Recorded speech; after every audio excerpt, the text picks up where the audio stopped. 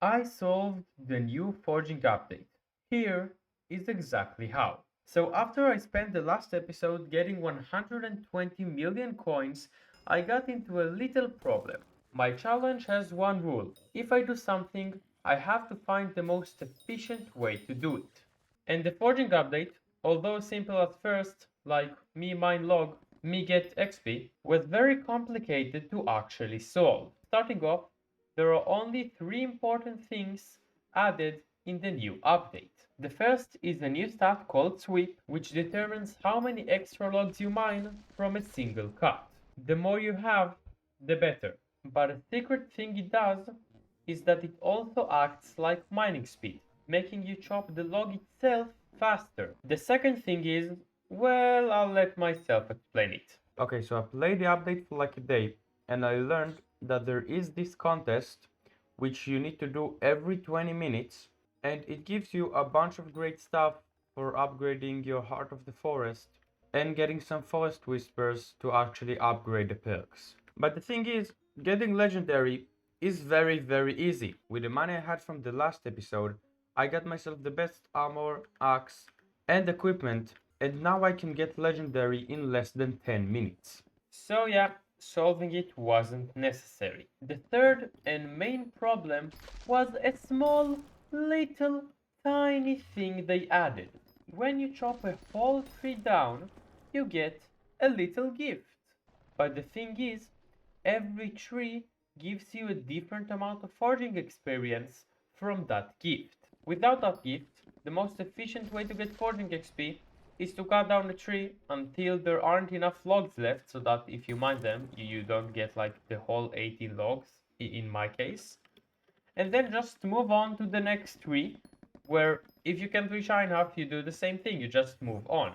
But with that gift being a thing, you have to decide for every single tree in the Galatea if you're gonna mine it all up to get the gift, just mine a little of it and move on, or not bother with it at all and just mine a different tree. To solve this, I thought of a pretty creative solution, but before that, as you saw, I got the best gear possible except for the pet. And because no pet gives you more sweep except for the monkey, which it's not even in the Galatea, I didn't need to test anything because the only pet which gives more XP is the ocelot. So the last thing to max out was the Heart of the Forest. Now at tier 3 I had something like this because I thought the Luck of the Forest, the more loot gives you actually more XP when you mine down the trees, but this just isn't the case. So in tier 4 I switched it to something like this, which gives me both the 10 more sweep and 50 fortune, more forging wisdom, and sometimes even more sweep. And then in tier 5 I obviously did the center, and then those 3 because 200 more forest whispers is better than 40 when hunting a monster because I cut down a lot more trees. And I obviously upgraded the center of the forest as much as I could because 15% more sweep is very nice. One last thing you need to know before my amazing strategy is that there are two types of trees in the Galatea. The first are fig trees, which have less tree toughness, meaning you get more logs for each sweep you have. And the second are mangrove, which have a lot more tree toughness, meaning you get less logs for each sweep you have, but you get more XP from them. This is important because I started off with the fig, as it is better if you have less sweep. And what I did is that I went to every tree in the Galatea, every fig tree in the Galatea, and I marked how much XP you get from the tree gift if you cut all the tree down.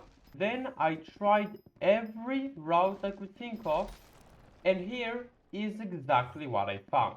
For starters, after my intense testing, I found out the Galatea as a whole is, wait for it, not infinite, meaning that when I tried, for example, only cutting the trees here to avoid moving a lot with the aspect of the end, I've returned to the first tree in the cycle to find out it was still regenerating, meaning this doesn't work. And that doesn't even include other people that also forge in the Galatea. Then I tested for every XP amount you get from the gift, if you should cut the whole tree down, just ignore the tree, or cut just a little bit and then move on.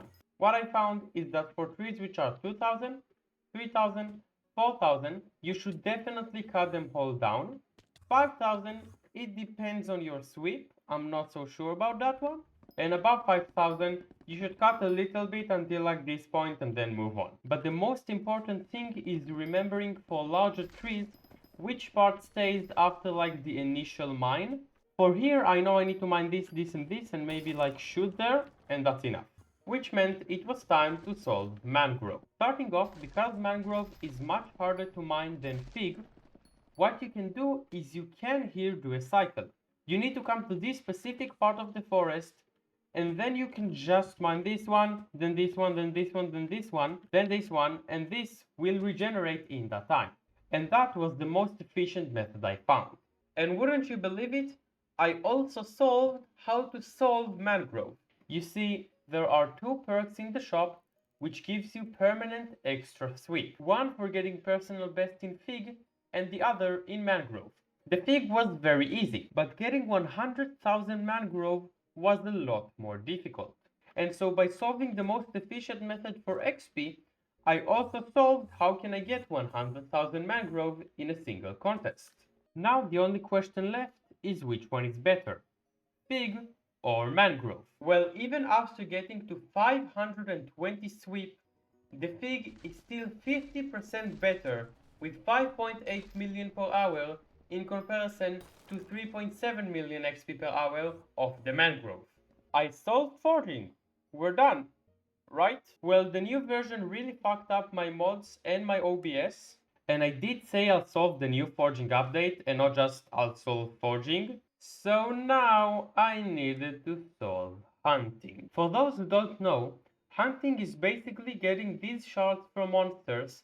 The higher rarity, the more XP you get, by basically doing anything but actually hunting, actually killing the mob.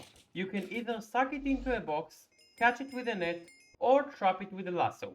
You can get shards just by killing monsters, but even if you eat the best special salts in the game, your max chance to get a shard from this is 2.5% in comparison to 100% of all the other methods. Oh, you won't believe it, but there is also a passive method to get hunting XP by placing traps in specific places, which every once in a while catch something and gives you a shard from it. And obviously it's catch something and not kill it. I actually found this out when I first entered the Galatea, and because the XP you get from it is dependent on the rarity, I put it here in the Crimson Isles where you get legendary shards. But it doesn't really matter where you place the traps, because the thing that gives you the most XP is the trap hunts milestones, which I maxed out but give you so much hunting XP. And so to find the best active method to get hunting XP, I first tested out hunting all the mobs in the Galatea. Well, I also found out how to do that most efficiently. Every time a contest started, I just got as fast as I could legendary and then moved on to do the hunting testing. The hunting with the black hole and the lasso were pretty straightforward. If you hunt one mob, then you only hunt one mob and just test it out for 10 minutes. But the fishing was a lot more annoying. There are so many different fish and you can just kill one, but that would be inefficient. Potentially, it could be efficient. So just like the fig, I had to test so many different methods. I tested out every method to get hunting XP in the Galatea, and the best two methods are to just kill the spikes here, to just stand and bum bum bum bum and then kill them, which you need to have the best fishing net for that, and that is a little expensive. And the second method, which is a little worse, but not by much, like 5000 XP per hour, is just standing here and killing all of those like rounds. But I do think I'll do this one because it does give me more money and it also gives me some bestiary, which is very, very nice. Well, actually, there is one method which I didn't test out yet, and it is the shulkers, which I know won't be good. Like, I know it won't give us much, but according to this challenge, I have to try it out. And so I went around the island and marked every single spot I could find that there could be a shulker. This took way too long, and now I'm gonna test it out. Yeah, no, this was 8 times worse than the best method. You do get like 18 million an hour from that, maybe a little more if you're better, but this is shit for XP. Now that I was really done with the Galatea, I started looking into all the mobs I can catch outside the Galatea with the pocket black hole. But every mob I was doing enough damage to kill outside the Galatea was either rare or below, meaning I get the same amount of XP per shard as the drowns. And so because I was able to do the drowns in max efficiency, meaning the black hole is always working, this was the best method I had so far. To test killing regularly, I tried testing killing spiders, which are the mobs I could kill the most of, and even if you got rare shards from them, it still would be less efficient than the drowns. And the last method to get hunting XP, which I actually haven't talked about, is fishing. The first way to get hunting XP from fishing is to just take sea creatures and put them in the black hole. But as we said, the drowns are the best method for that kind of thing. And the second method is to just fish in specific places like this one and by some chance get a shard. But the thing is, no matter where I search, I cannot find the chance for you to actually get a shard. Even with max speed, it takes you on average 2 seconds to fish, and the chance to get a good catch is at max 50%, and you can only get those shards from a good catch, which at maximum the chance is like 50%, and plus those shards are max uncommon. Meaning the drowns are better! And I'm finally done! Unlike other skills, hunting maxes out at 25. Another time, I was almost at 24. I couldn't just leave it like that, right? Well, my solution to max hunting and leave 1.21 behind for good was to transfer to 1.8.9 and just start doing dungeons. There is the special salt, which increases the chance to get shards from dungeon monsters, and I could just go up the salt hunt milestones until I get 700,000 hunting XP. This shouldn't take that long. Okay, so I did some floor fours, which are very difficult in the party finder as people can't shoot thorns, and I also had so much lag in trying to shoot the arrow. But then I realized, oh, I have Karak 16 already. I can buy the Dungeonized Wise, meaning I have so much HP, and I also got the Blue Whale Legendary, and so I can survive L5, which is much, much better. And the best thing right now is that I'm in 1.8.9, which is so much less laggy than the new version. I'm so happy. But even after I got to Catacombs 22, I did so much dungeons. I came back to see how much I've gotten because I felt I did pretty good.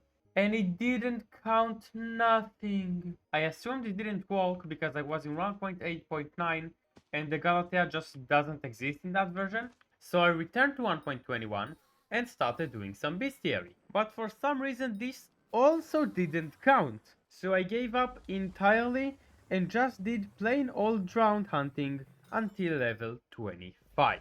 While I was farming the drowns, I had an interesting idea, which I should really stop having, by the way, and it was to find out exactly what is the cheapest way to fuse each shard. So while I was doing so much things to find out the best way to fuse two attributes, I found this spreadsheet which does everything for me in a better way than I can, which might be the feeling of a lot of people in the world, which ChatGPT just does their jobs now and way better than they can.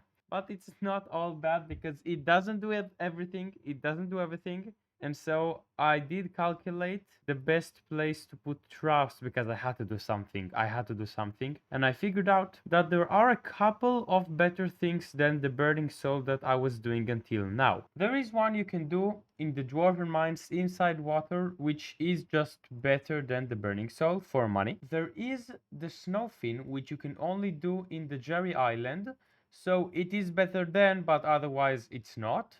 And the third thing, which might be very, very good, is the crystal hollows inside water, which gives you the silent death. And now this is problematic for a couple of reasons. Starting off, you need to go inside the crystal hollows and actually find water, but this is not very difficult. But now there are actually three options to what could happen. The first option is that my traps are now stuck and I wouldn't get them back because the lobby that they were in just despawned, which will be very bad, but I don't think would happen. The second option is that they'll just return to my inventory when the lobby just despawned, but this just didn't happen yet. And the last thing that could happen is for it to actually work, which as I looked up in chat, might just be the case. When I click the traps, nothing happens.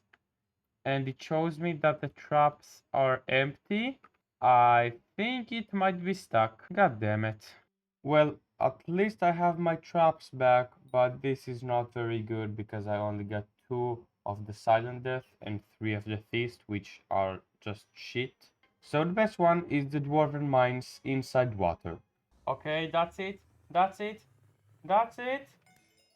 Oh, finally. Okay. Now I can finally leave this shit-ass version and actually have fun. No, I was having a lot of fun. I actually very like the new Forging update.